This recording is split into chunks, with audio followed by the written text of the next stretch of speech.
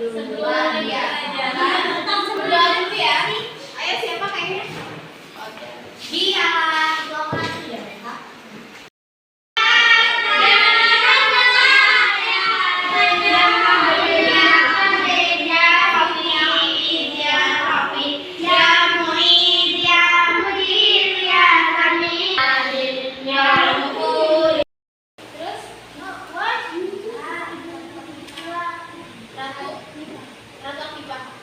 Siapa lagi? Anissa sama Elisa sama Akila. Kalau siap, Ibu minta semuanya berdiri dulu boleh?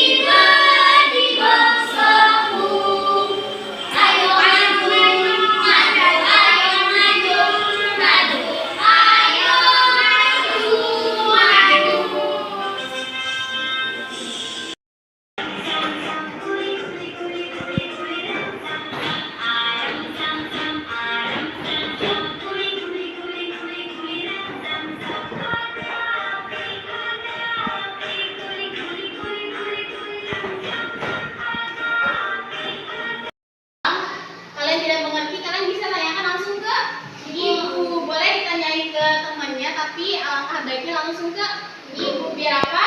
Biar jelas. Ide pokok. Terus apa lagi? Ide pokok, kalimat penjelas, dan kalimat utama.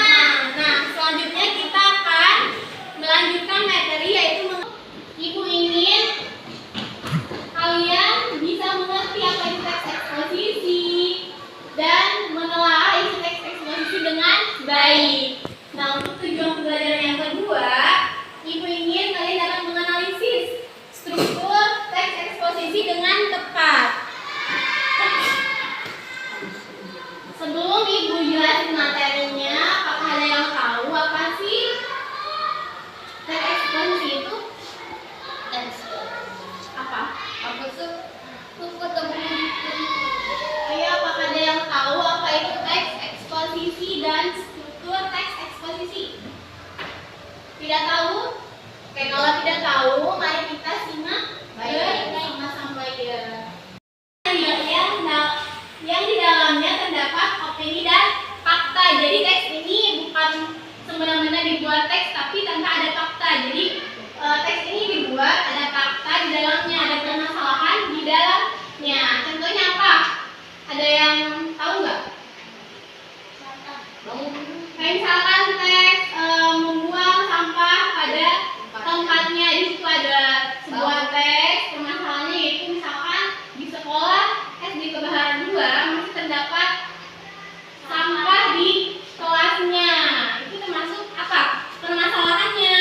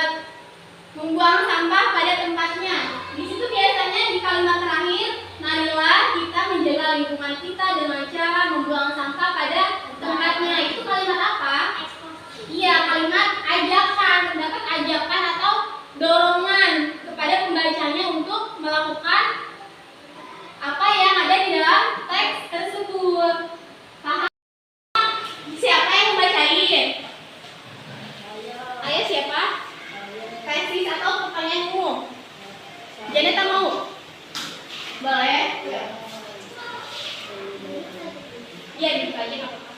Merupakan teks tesis atau pertanyaan umum merupakan bagian pembuka dalam teks eksposisi. Bagian ini berisi pemahaman isu, masalah ataupun pandangan penulis secara umum tentang topik yang dibahas. Kalimat-kalimat yang memberikan gambaran umum tentang permasalahan yang akan diangkat di dalam teks. Nah, terima kasih Janeta sudah membaca ya. Di sini yang pertama kata Janeta ada tesis atau pernyataan umum. Jadi di dalam struktur teks eksposisi biasanya terdapat ini yang pertama, isu atau permasalahan yang akan dibahas dalam teks. Misalnya nih kayak tadi gue bilang SD kebakaran gua, ternyata masih terdapat sampah ya. Sekolahnya masih terdapat sampah itu apa? Isu dan permasalahan yang sedang dibahas. Ini biasanya ada di kalimat utama ya, permasalahan atau isu yang dibahas oleh si penulis. Selanjutnya ada yang mau baca nggak argumentasinya siapa? Ayo, argumentasinya boleh? Argumentasi merupakan unsur penjelasan untuk mendukung tesis yang disampaikan.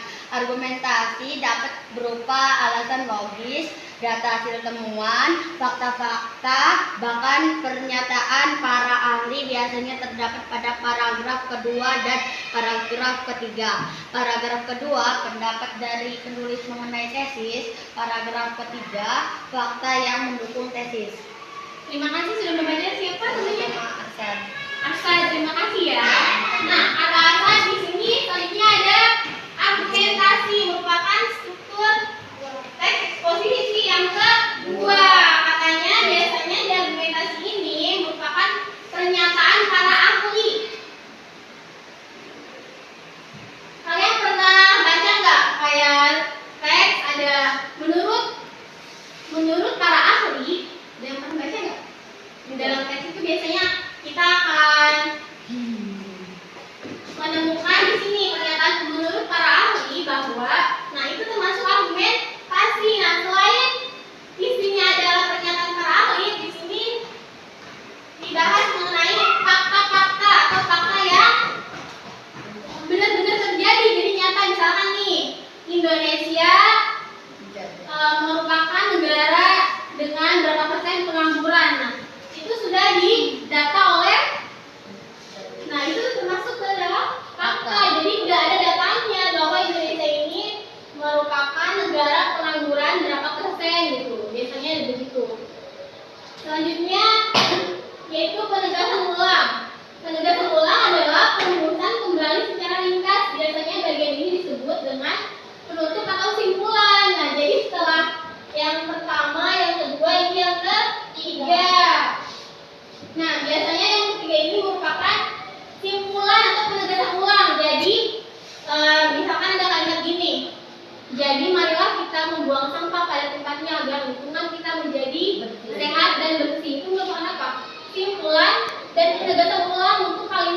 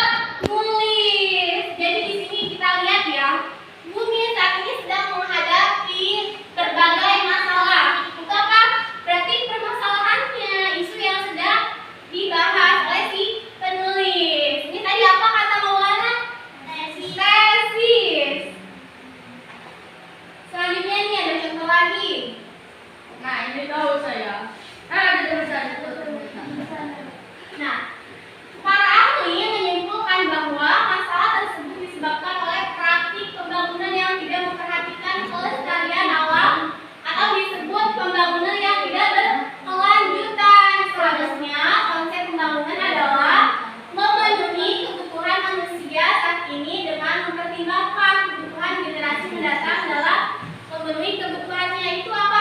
Disebut apa? Argumentasi. Kenapa disebut argumentasi? Karena Karena apa ini? fakta Iya, betul. Karena fakta dan para ahli.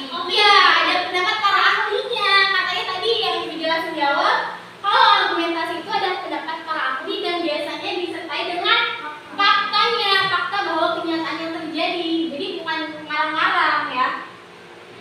Sampai sini paham? Boleh dilanjut?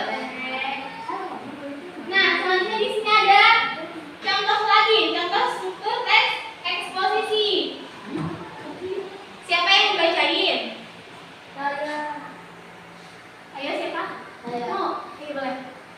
Penerapan banyak pembangun berkelanjut. Pada saat ini ternyata jauh dari harapan.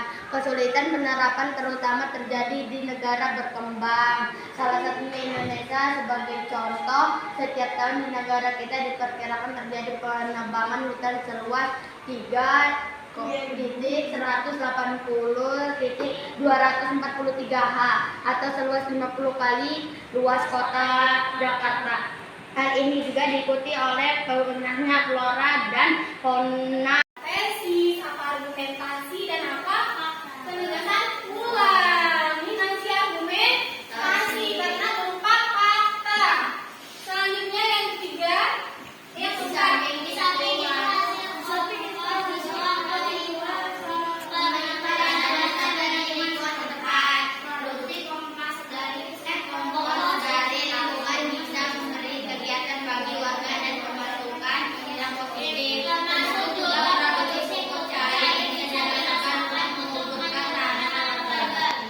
Ya, ini masih disebut apa ditanya? Iya, masih argumentasi. Kenapa masih argumentasi? Karena masih fakta. Jadi hasil kompos berarti mereka sudah menghasilkan kompos. Ya sudah ada faktanya. Itu masih bukan argumentasi.